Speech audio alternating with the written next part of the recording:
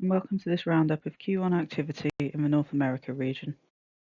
Alaska, Langley App has completed testing at the Sockeye 2 well. 7.62 meters net oil pay was encountered. Testing is underway at Pantheon's Megrez 1 well. 88 Energy has agreed a farm out with Burgundy Exploration for Project Phoenix.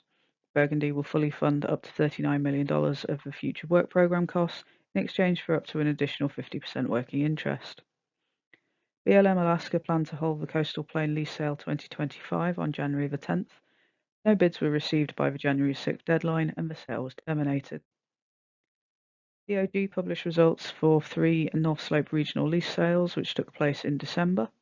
7 companies took part, bidding $10.9 million in cash bonuses for 77 tracts. A lease sale in the Cook Inlet and Alaska Peninsula areas is planned for May 2025. In Canada, Alvopetro has partnered with Durham Creek Energy.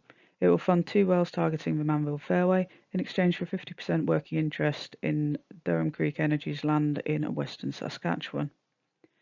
CNR will swap 10% of its working interest in the Scotford Upgrader and Quest carbon capture and storage facilities for Shell's 10% working interest in the Athabasca Oil Sands project. Vermilion has closed its acquisition of Westbrick. CNLOPB has issued a call for nominations for areas of interest in selected low-activity regions. Sponsors will inform considerations for the introduction of new sectors into the scheduled land tenure system. In the lower 48, Reach's Moccasin well has been declared a commercial discovery following testing of the primary target zone. Testing of secondary targets is ongoing. Coterra has completed its acquisition of Franklin Mountain assets and Avant Natural Resources.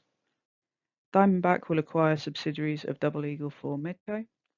Diversified has completed its acquisition of assets in Virginia, West Virginia and Alabama from Summit Natural Resources for $42 million. It will also acquire Maverick Natural Resources. LEP has completed its acquisition of Midland Basin assets from Murchison. Avintiv has closed the sale of its Uinta Basin assets to 4 Point Resources for around $2 billion. Ring will acquire the Central Basin platform assets of Lime Rock Resources 4. The acreage is close to Ring's core Shafter Lake operations. Tokyo Gas has signed an MOU for the transfer of its interest in Eagle Ford shale gas in South Texas to Shizuoka Gas Co. for $130 million. Rio has secured an option to acquire an additional 17.75% interest in a heavy oil development project at Asphalt Ridge in Uinta County.